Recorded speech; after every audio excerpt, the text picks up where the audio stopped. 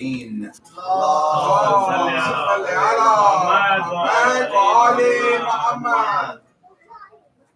Once again, I would like to offer my congratulations and well wishes to all mu'mineen, mu'minat, those who are on the path of wilayah of Imam Amir al-Mu'mineen, salamullah alayhi. اللهم صل على محمد وآل محمد. And also especially offering my well wishes and congratulations to the Shia of Ahlul Bayt alayhim salam in the city of Indianapolis. And I pray to Allah subhanahu wa ta'ala that we are true followers of Imam Ali and Amir al-Mu'mineen alayhi salam. Allahumma salli ala Muhammad wa ali Muhammad. Tonight, our topic is going to base on two questions. Question number one that comes in the mind of many Muslims, and that is, did the Holy Prophet selected or mention anybody before his demise? Oh no, the Prophet died without pointing anybody to be successful. That is question number one. Question number two, if he did appointed someone, who is that person? These are the two questions. Did Rasulullah, before he departed from this world, did he appointed to the ummah that, oh my ummah, this is your next leader? If he didn't, why he did not? And that is the question of this our topic tonight. Now, this question that we just posted, there are three opinions among the Muslim ummah. Muslims in general, they divided into three categories in answering this question. Group number one, they said Rasulullah died without appointing anybody, and he left everything to the ummah themselves to choose. Who will be the next leader? It's up to the ummah to decide. That is the first opinion, who said the Prophet did not appoint it. Now, in my personal opinion, this is the most dangerous opinion in Islam. Why is it dangerous? Because saying that Rasulullah didn't appoint anybody and he left the position open, this is what created Karbala. This is what led people like Muawiyah to take the member of Rasulullah. That's why this is the most dangerous of all these three opinions. However, this is the first opinion. They believe Rasulullah, he knew he's going to die, and he died without appointing anyone. He let the ummah to decide on themselves. That's number one. Now, number two, they said, no, Rasulullah didn't die just like that. He did appoint someone. But how? They said indirectly. Second opinion, they said, no, Rasulullah did appoint someone. But the way he appointed was indirectly. Now, who did he appoint? They said, the first Khalifa, Abu Bakr. How did that happen? Now, here's what they say, historically. They said, when Rasulullah was sick and he couldn't lead the prayer, he asked his wife, Aisha, to tell her father to lead the namaz. And she went and she told her father, and the father what? Led the prayer. So what that means, if Rasulullah would appoint somebody to lead prayer where he stands and leads, automatically he's telling the ummah what? This is your next leader. Now, he didn't come out and say it out loud, but technically this appointment of leading Salat al-Fajr is an indication that he is telling the Ummah, this is your next leader. So the second opinion, they believe, yes, Rasulullah did appoint, but indirectly. That's the second opinion. Now the third opinion, which is the opinion of the Shia al-Ithnai Ashari, where they said Rasulullah did appoint someone before his demise, and the person he appointed was nobody but Amir al-Mu'mineen Ali ibn Abi Talib.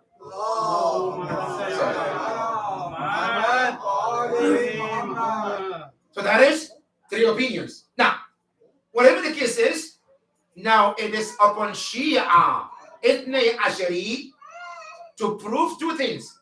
One is, what proves that Rasulullah appointed someone? That's one. And two, what is the proof that the person he appointed was Ali and Amir al-Mu'minin? That's 2 points. Right? Now, before I go there, now I just want you and I to discuss these two first opinions. Because when we discuss these two first opinions, it will give us the better understanding about the importance of the third opinion. How? The first opinion, which says Rasulullah didn't appoint anyone. He died and left everything to the Ummah to decide. This opinion cannot stand in front of logic. How so?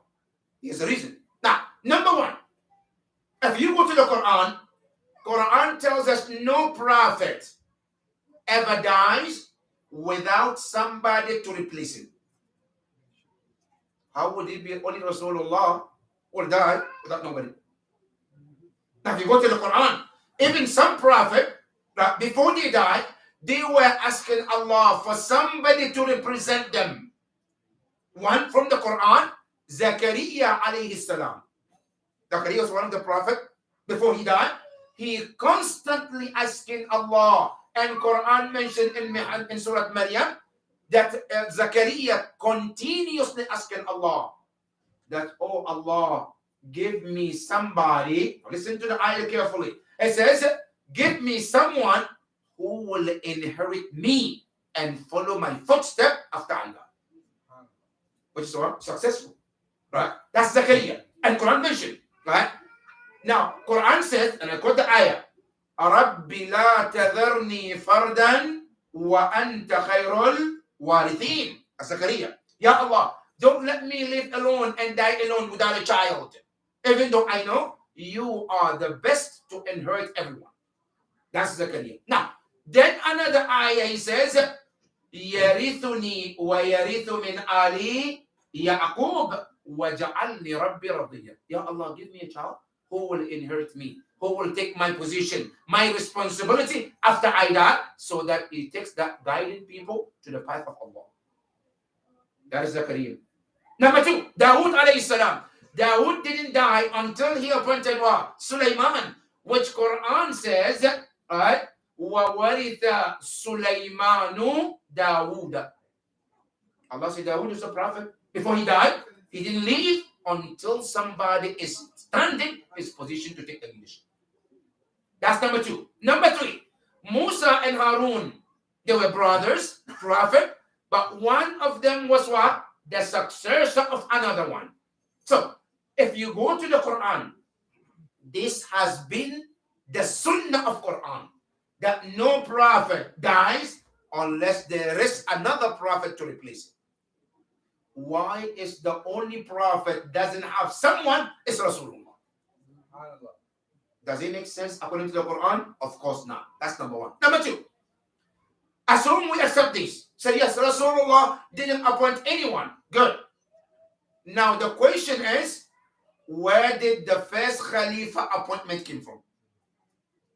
If Rasulullah didn't appoint anybody, which means it becomes sunnah of the prophet, which means it's supposed to be every ummah supposed to follow. That everybody who dies goes and leaves the ummah to do what? To elect the next one. Now, but we see in the history, that is not what happened. Actually, before the first Khalifa died, he automatically appointed what? Umar ibn Khattab. And then before he died, so the second Khalifa, he appointed 6 individuals. So how from not Rasulullah didn't appoint anyone to come into individual, appointing individuals? Isn't that going against the teaching of Rasulullah? That's number 2. Number 3. What the fact when we say that the Prophet didn't appoint anyone, what that means, Rasulullah, wal-iyadhu billah, Rasulullah is not concerned about this ummah as much as other khulafa. Why? Because if Rasulullah as a leader, he dies and didn't appoint anyone, but Abu Bakr, he didn't die because he is so concerned about the Muslim ummah that he cannot see himself dying without putting somebody as a leader. That means he is more concerned about the ummah more than Rasulullah. Right? Now, not only that, Umar ibn Khattab, he doesn't die until he makes sure that there are people in line to take the leadership. Meaning, he is also more concerned about the ummah, but the only one who is not concerned. Does it make sense? Good. Now, come to the history of the Rasulullah. Now, the history tells us that what they say is not the sunnah of Rasulullah, abadan. Why? Because Rasulullah that we know, when he was migrating from Mecca to Medina, he made sure that somebody have to sleep in his bed. And he knows, I'm not dying. He knows that. Right? I'm just going to Medina. Right? But somebody needs to be in Mecca to represent me and take care of the ummah while I'm still in Medina. Huh? Now this Rasulullah, the same person, how he knows he is going to die and live in ummah without a success? How sense does it make that, Ya Rasulullah, from Mecca to Medina, you're concerned about the ummah, but from death, when you're not coming back, you're not going to appoint anybody? How, which Rasul we talking about? Maybe we have 2 Rasulullah here. One that we know of and one other ummah know about. The one that we know about, he would not leave his ummah without a proper leader and proper guidance. And if that is the case, we believe as a Shia that yes, Rasulullah cannot leave this ummah without a leader. So what that means, he absolutely selected a leader, and that leader is nobody but a man known as Amirul Mu'mineen Ali ibn Abi Talib. اللهم صل على محمد وآل محمد. Now, if that is understood, now what is our proof that yes, Rasulullah did appoint Imam Ali alayhi salam, and where and how? Now, the first thing is we have to understand, we as a Muslims, if we want to prove something, we have to prove only from the Quran first. Because Allah tells us in the Quran, Ya ayyuha alladhina amanu, idha tanaza'tum fi shay'in, farudduhu ila Allah wa rasul. You the Muslim, the Ummah, whenever you have dispute among yourself, the only way to go to solve your dispute, it should be the Holy Quran. That is the book that can solve your issue. So now, we ask Quran, Ya Quran, did Rasulullah or Allah appointed successor to the Prophet before he dies? Quran says, yes, Allah did. Where? In Surah Al-Ma'idah, where Allah says, Ya ayyuha rasul, balligh ma unzila ilayka min rabbik, wa in lam taf'al fama ballaghta risalata. Wallahu ya'simuka minan nas. Now this ayah in Surah Al-Ma'idah, what all the Mufassirin, and when I say all Mufassirin, I mean Sunnatan wa Shi'atan, all together. No one of them dispute that this verse was revealed in regarding Ghadir.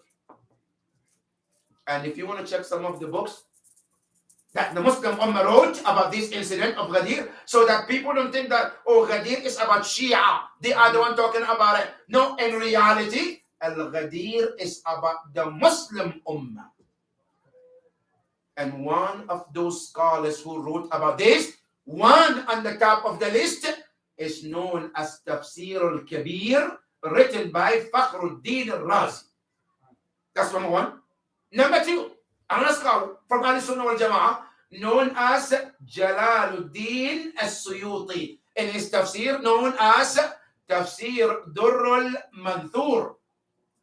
He also narrated about this incident. That's number two. Number three, another tafsir also known as Tafsir al-Kashaf, written by a scholar known among the Muslim Ummah. Also, Tafsir al-Kashaf is also one of the books that narrated about this story. Now, if this is clear, let's go and see what do they say about Sabab al-Nuzul, why this ayah was revealed. Number one, they said, the ayah, Ya ayyuha rasul, balligh ma unzila ilayk, was revealed when the Prophet went to Hajj. When? In the year 10th after the Hijrah. After the Prophet migrated, 10 years after, the Prophet announced to the Ummah that he is performing Hajj. And anybody who wants to come, they're welcome to join Rasulullah to Hajj. This news became like a wildfire. The Muslims across the world, from Yemen to Iraq to Sham to Egypt, everywhere in the world, when they heard it, people who were planning to go to Hajj that year, they got more excited. Why? Because Rasulullah is going to perform Hajj. What amazing. That we go to Hajj and perform Hajj with him. We stand on Arafah with him. We go to Safa and Marwa with Rasulullah. We go to Mina with Rasulullah. We do everything with Rasulullah. What an incredible opportunity. And they were so looking forward to go to Hajj with Rasulullah. Now the narration said, and that year, when the time of Hajj came, Rasulullah gathered his companion. From Medina, they went to Masjid al-Shajara. Masjid al-Shajara was the place Rasulullah stopped with his companion. They did their ghusl, they did their ihram, and then they proceeded to Mecca. They started their Hajj. They performed their Hajj with Rasulullah. They went from Al-Umrah to Hajj, from Arafat to Mash'ar al-Haram. From Mash'ar al-Haram, they went to Mina. From Mina, they came back to Mecca. And they followed and learned how to perform Hajj from Rasulullah, step by step.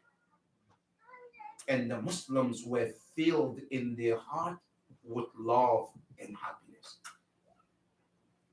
They finished the Hajj. Now they are on their way to where? Back home. And the Muslims were so happy that year that they did Hajj with Rasulullah. On their way, they reached a place called Ghadir. Ghadir is a place in the middle of desert. Where when they reached that place, this ayah, Ya ayyuha rasul balligh ma unzila ilayka min rabbik, was revealed upon Rasulullah. The narration said when Rasulullah received this verse, he stopped. Those who were with the Prophet told them to stop. And he told those who were ahead of them to tell them to come back. And those who were behind, they told them to hurry up and join them. The Muslims came all together from Yemen, from Iraq, from Sham, from Egypt, all over the place. And you guess how many people were there with Rasulullah? One narration said they were 90,000 people. 90,000 people were with the Prophet. That's one narration.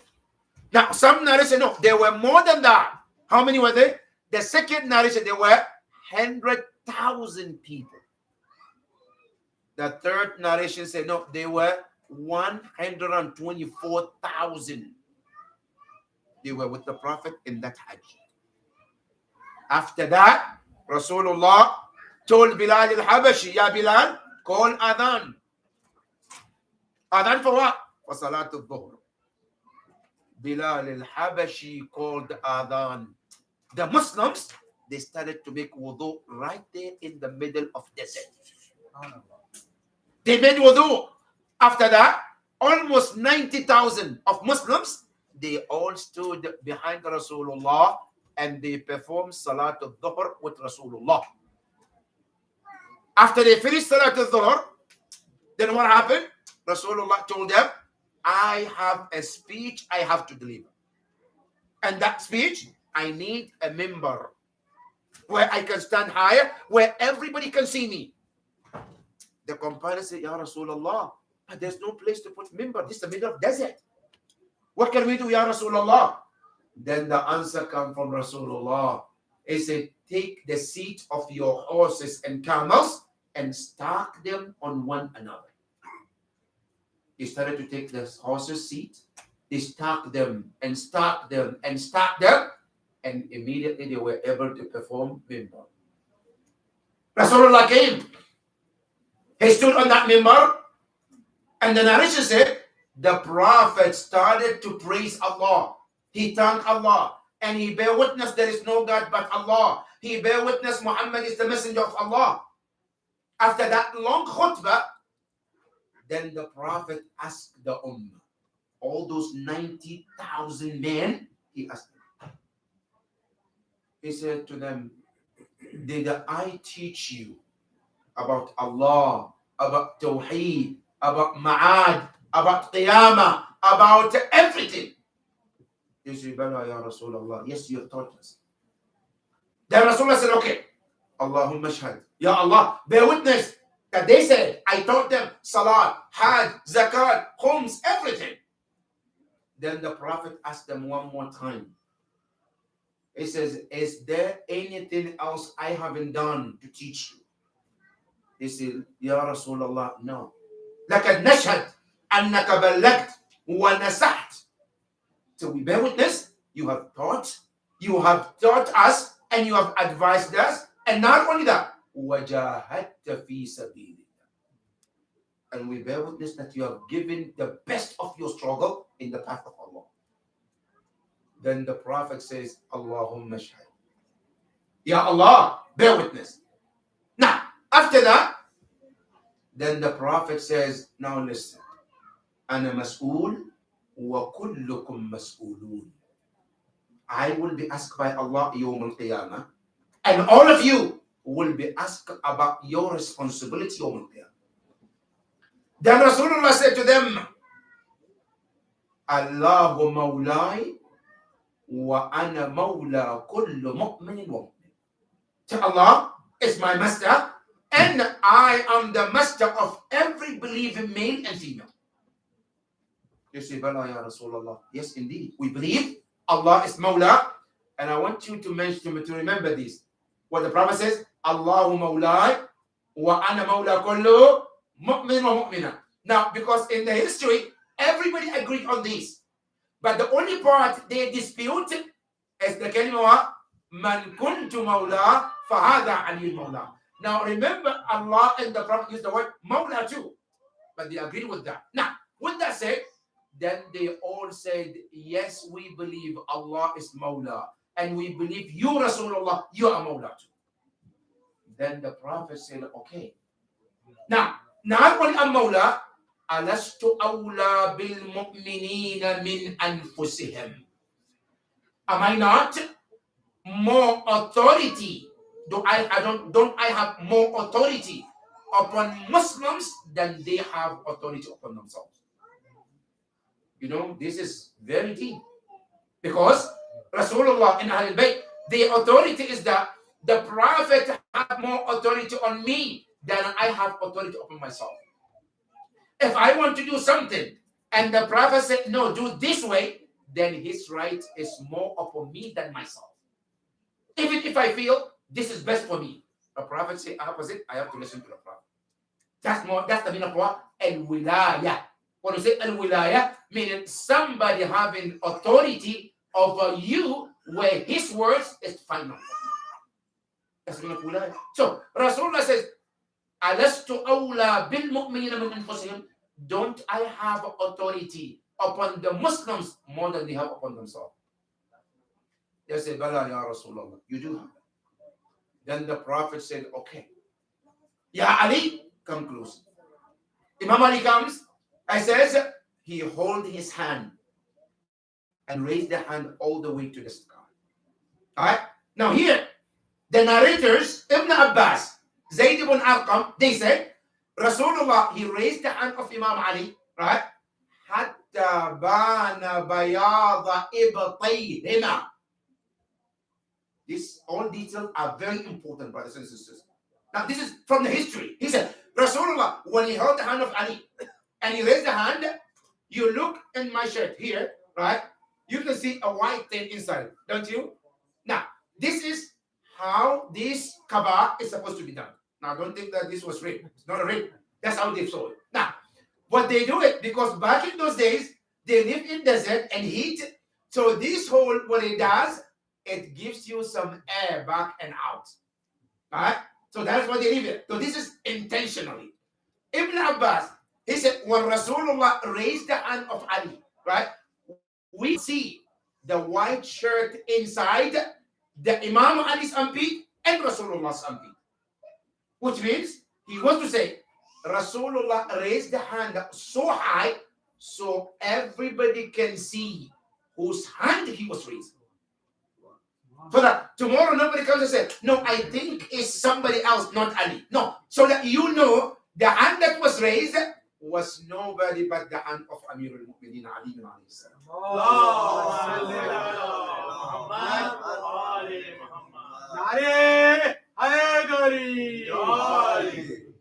Then he said, after he raised the hand high, he says, Ala waman kuntu mawla, fahada aliyun mawla.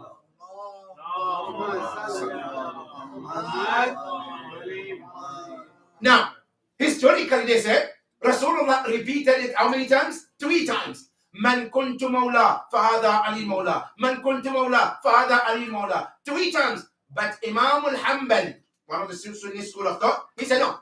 He repeated 4 times.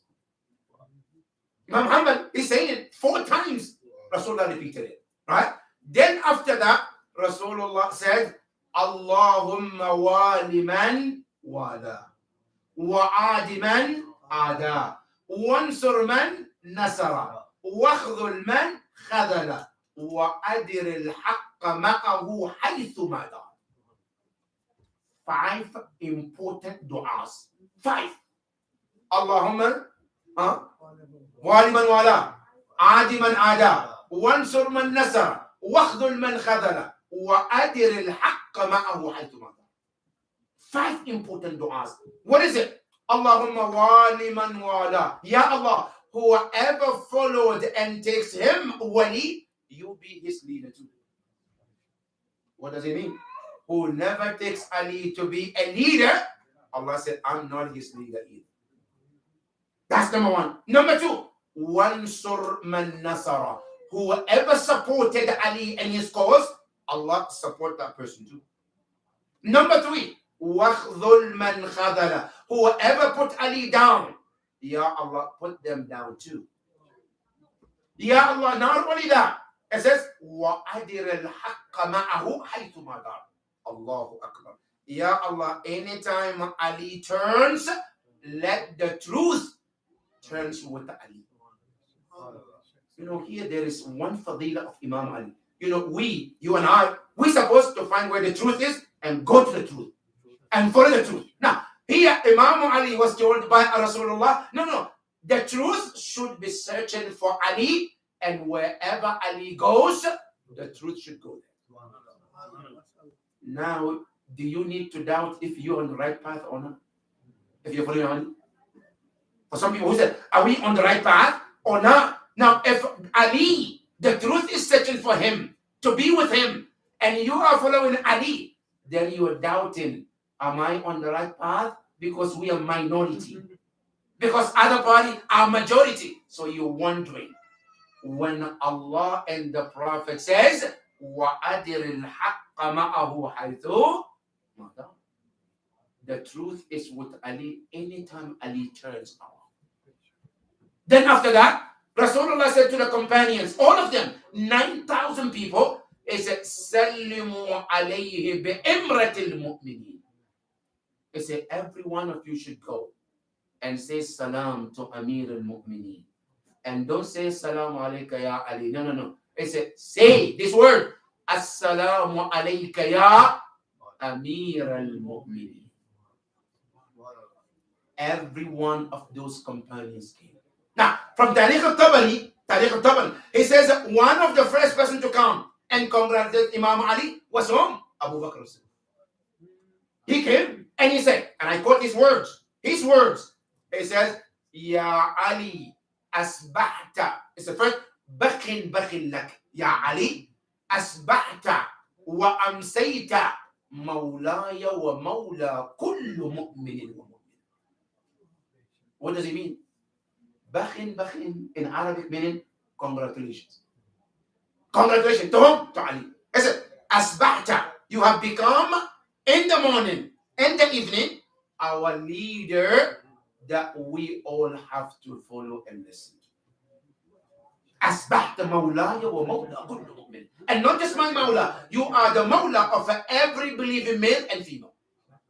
And then the Umar came, Uthman came, and all those companions came, and they shook the hand of Amir al-Mu'mineen, and they called him, Ya Amir al-Mu'mineen. But there was one person who didn't do it.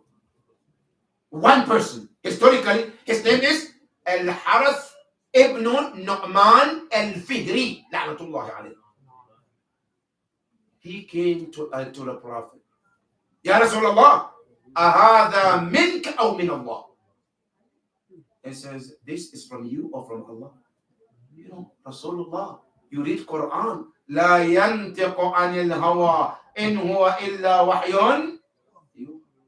Allah tells you Rasulullah doesn't speak on his own desire. Whatever he says is a revelation from Allah. But still, he has a doubt.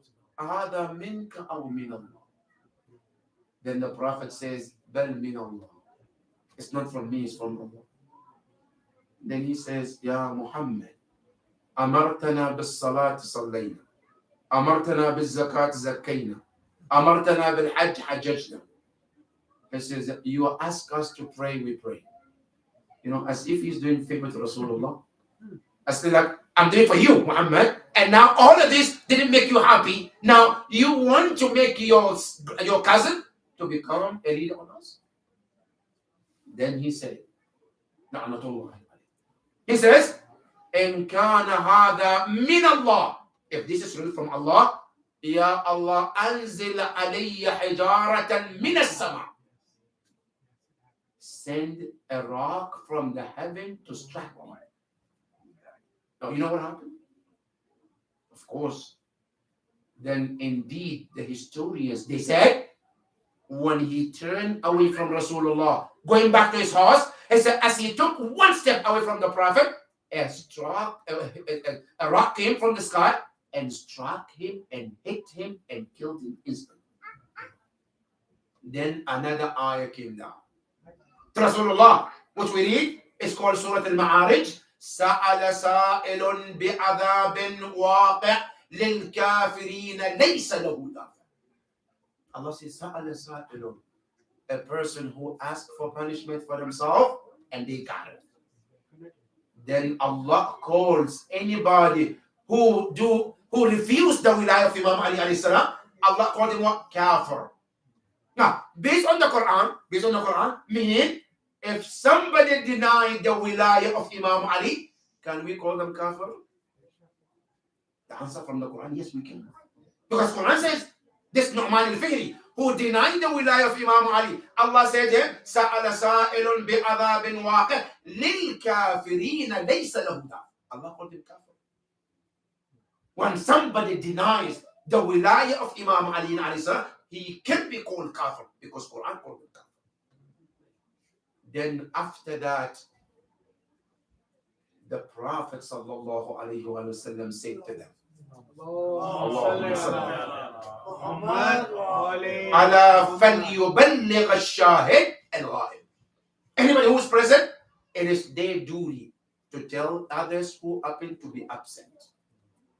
The people of Syria, when you go there, tell people what I say. The people of Yemen, when you go there, tell the Yemenis. The people of Iraq, when you go there, tell the Iraqis about this wilayah. Everyone is ordered to tell everyone among us. Now, this ayah is called Ayatul Tabligh. And this ayah is one of the proof about the wilayah of Imam Ali. Now, question. When we mentioned about this story, that Tafsir Fakhr al-Razi mentioned, Tafsir al-Tafasir they mentioned too, but the only thing they said the word Mawla doesn't mean master. Now, what does it mean? Number one, they said the word Mawla means a friend.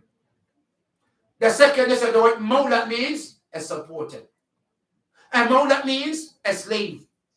And Mawla means a master. So we cannot tell which one of these Rasulullah meant. So it can be a friend. So when the Prophet says, Man kuntu Mawla fahada Ali Mawla, meaning whoever I'm his friend, Ali is his friend.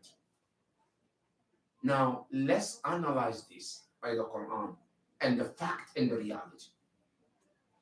Now, isn't the Quran says to you and I, إِنَّمَا الْمُؤْمِنُونَ إِخْوَةٌ. Muslims are brothers and friends to begin with also. Whether it's from the Prophet, anyone. Today, if somebody said Shahadatain here, and somebody says Shahadatain in China, they are what? They're brothers and friends in Islam. Now, what is the need, the Prophet, to stop in the middle of desert to tell the Ummah that I am the friend of Ali? When Allah already said Muslims are all brothers already. That's number one. Number two, you look the ayah, Ya ayyuha rasul, balligh ma unzila ilayka min rabbik. There is no tone in the Quran as harsh as this word that the Prophet ever received. When Allah said, Ya ayyuha rasul, balligh ma unzila ilayk. Proclaim what has been revealed to you. Wa in lam taf'al. If you fail, you didn't share this message, فَمَا بَلَّغْتَ رِسَالَتَهُ. As if your 23 years of teaching, salat, zakat, hajj, everything, it's like you haven't done anything. Now, do you think Allah will take all the jihad, the salat teaching, everything, just for the Rasulullah to say, Ali is my friend? Of course not. Number three, you say that, think about anyone. Now, some of us are fathers here. Let's say you have 2 children, 3 children, right? They go to bed at night. At 2 a.m., you wake them up from their bed. 2 a.m. You tell them, come to the living room. They come to the living room, and you tell them, look, I know you're sleepy. I know you're tired. But I called you to tell you that I had a cheeseburger this afternoon. So you can go back to sleep. Good office. What do you think your children will think about your brain? Huh?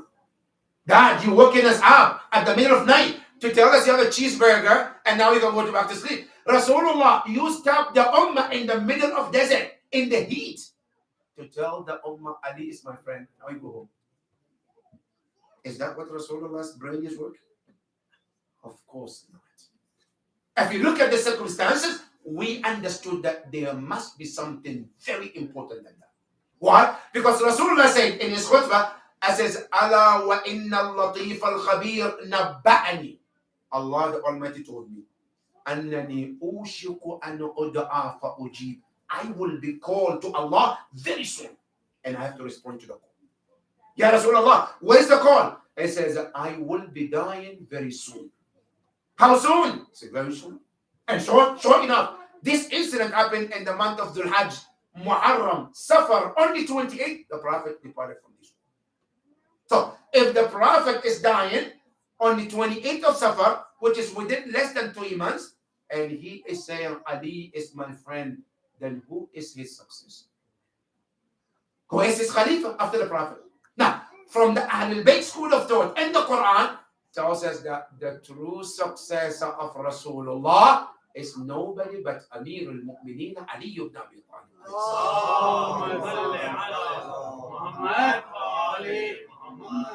That is one of the proof that Imam Ali is the Khalifa and the successor of Rasulullah. That's number one. Number two, now, somebody can ask, okay, yo, we understood that. But is there any other proof other than this from the Quran that Ali is the successor of the Prophet? Because some people say, okay, there's a dispute about the kalima Mawla. Do you have any other proof from the Quran which proves that Rasulullah is, as mentioned, that Ali is my successor? You say yes. Where in the Quran? When you go to the Quran, this ayah is called Allah's the ayatul indar.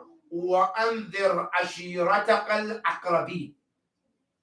Because here some people, they think the Prophet appointed Imam Ali at the last of the a few days before his death.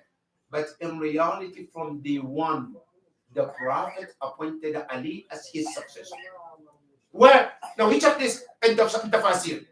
This ayah is called Ayatul Indar. When the ayah was revealed, وَأَنذِرْ عَشِيرَتَكَ الْأَقْرَبِينَ. This ayah came down at the time where Rasulullah was told to go out and call his family to Islam. Because as you know, Islam, the history is came into different stages. The first stage of Islam started is called Marhala Sirriya, where the Prophet was calling out Islam in hiding in secret. Then later on, Allah told Rasulullah, now no more secrets. Now call your family first and tell them about Islam. Now the history said, Rasulullah called his family. How many were there? 40 men of his family. One of them, Abbas, was there. One of them, Abu Lahab. One of them, Abbas. They all gathered in the house. And the Prophet cooked food for them. And guess who cooked the food? Imam Amir al-Mu'mineen, Ali alayhi salam. Imam Ali cooked, and then after that, he gave them the food. When Rasulullah stood to talk, Abu Lahab made noise and disturbed the crowd. The Prophet was not able to talk. Then the Prophet invited the next group. He invited them the next time. They came. This time, the Prophet cooked, but didn't serve them. You know, mashallah, it's like our sentence, right? Sometimes, mashallah, when you invite people to the majlis, and then you give them food, they eat, they walk away. Right? So the sentence, they're smart. What do? They keep the food after the majlis. Then they already got to stay. So you hear the majlis, and then you get the food. Now, Rasulullah, he served them food first. They ate. They made a noise because now their full stomach is full. They can make all the noise. Now, the second time, the Prophet changed the strategy. What did he do? He gathered this family and he said to them, Ya Bani al-Muttalib, oh the children of al-Muttalib. He said, I brought you something no person ever brought to his family. What is it? He said, I brought you something very special. But before then, if I tell you all, there is something behind this mountain, would you believe me? They said, you never lie. We know that you tell the truth. I said, okay. I said, the message that I'm sharing with you is that Allah have sent me as a messenger to you, and I'm calling you to Islam. And to believe there is no God but Allah, and Muhammad is the messenger of Allah. Allahumma salli ala. And then he said, not only that, he says, Ayyukum. Now, Ayyukum yuwaziruni wa yakunu akhi wa khalifati wa wasiyyi fikum. Who among you will be my brother, my successor, my caliph, my supporter in this man that I brought you? Nobody stood up except one young man. And who's that young man? Ali Amir al-Mu'mineen sallallahu alayhi wa Imam Ali was the one who stood up. He said, Ya Rasulullah, ana nasiruk, I will support you.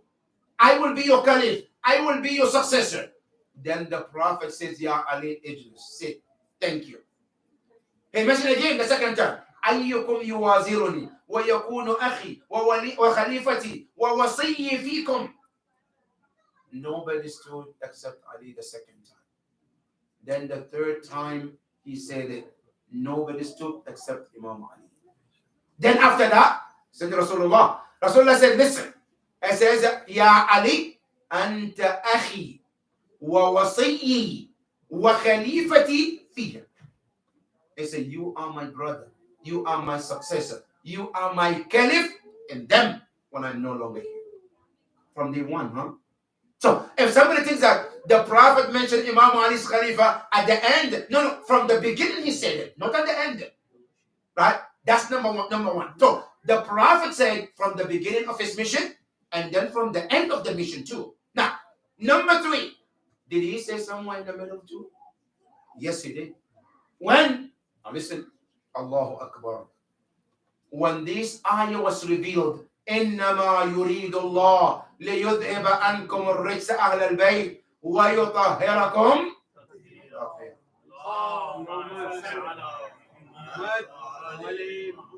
The day this ayah was revealed, the Prophet mentioned who is his successor to. How? Now you're looking at the first here. It is mentioned that Rasulullah, he was in the house of Aisha. One narration said, was in the house of Aisha. Then the Prophet came and then he asked Aisha to bring the cloak to cover it. That's one narration. Now, from the Ahlul Bayt school of thought, this incident happened in the house of Zahra. When he came, what we call Hadith al-Kisa. When Rasulullah came and he asked Zahra, Itini bil kisa il yamani, faghattini bih. Fatima brought the kisa, she covered him. Alright? Now, فما أنصار إلا ساعة فإذا بولدي الحسن قد أقبل. Imam Hassan comes, right? And he says, Assalamu alayka ya Jadda. Peace be upon you, my father, my grandfather. Then the Prophet said, Wa alayka salam ya walad. Right? Wa ya qurrata ayn. And he says, now, then the Prophet said, Wa alayka salam. And then he says, can you allow me to come under the cloak? Then the Prophet said, yes, come. Then after that, who came the second? Imam al-Hussein. فَمَنْ كَانَ إِلَّا سَاعَةً وَإِذَا بِوَلَدِهِ الْحُسَيْنِ كَانَ أَقْبَلَ وَقَالَ السَّلَامُ عَلَيْكَ يَا جَدَّا. Right? After he says, إِنِّي أَشُمُّ رَائِحَةً كَأَنَّهَا رَائِحَةُ جَدِّي رَسُولُ اللَّهِ. Then Fatima said, هَا هُوَ مَعَ أَخِيكَ تَحْتَ الْكِسَاءِ. He went there, he says salam to Rasulullah. Then Rasulullah said, وَعَلَيْكَ السَّلَامُ يَا وَلَدِي وَيَا شَافِعَ أُمَّتِي. Now the important lesson is here, brothers and sisters. All of them, when they come and they say salam to Rasulullah, Rasulullah in response, he mentioned some titles about them. Now, Imam al-Hasan, wa alayka salam, then he says, Ya Saqi Hawdi.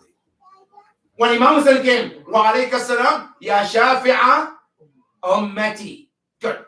When Imam Ali came, what did you say? When he said, Assalamu alayka ya Rasulullah, he said, wa alayka salam, Ya Akhi, wa Wasiyyi, wa Khalifati. Now, Rasulullah said, in Hadith al-Kisa, he didn't say, wa alayka salam, Ya Ali. No. Every one of these three, Imam Hassan, Imam Hussein, he gives them a title. Right? Now, Imam Ali alayhi salam, not one, Ya Akhi, wa Wasiyyi, wa Khalifati.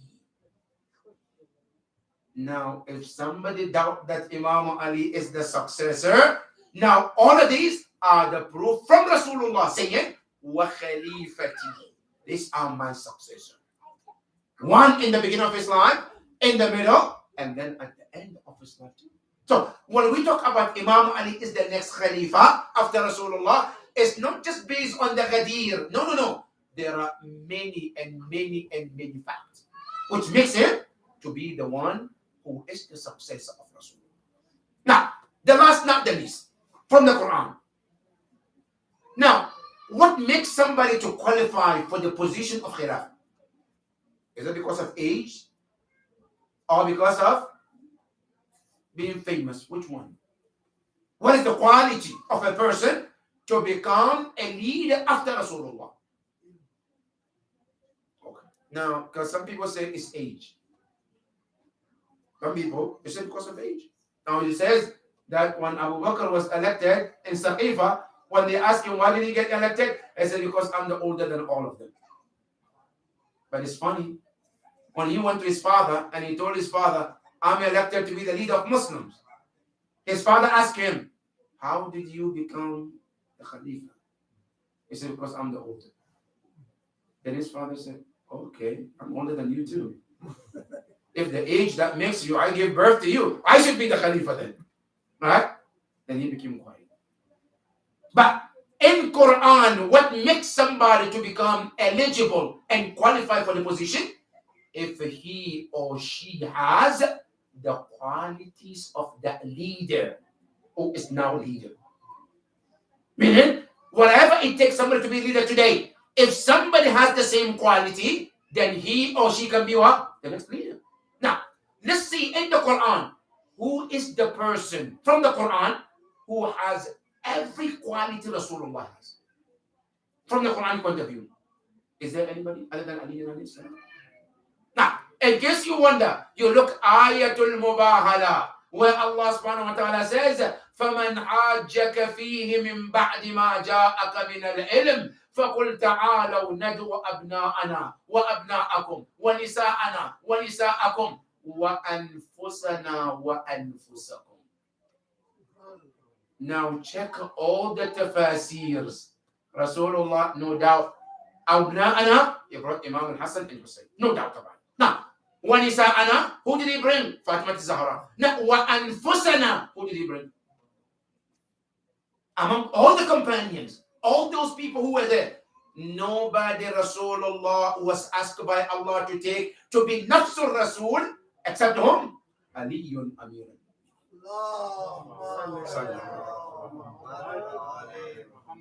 So Imam Ali from the Quran, Nafsul Nabi, he is Nafsul Nabi, the same copy of Rasulullah. So if Rasulullah is not there, who is qualified to take that position better than Imam Ali? And that is why Imam Hanbal, one time they asked him, Ya Hanbal, man hum ashabul Nabi? Can you tell us who are the companions of Rasulullah? He said, the first one that I know is Abu Bakr. Then whom? He said, then Umar ibn al-Khattab. Then whom? He said, then Uthman. Then whom? He said, that's it. Then he was asked, okay, أين تركت علي? What about Ali? Is that a companion?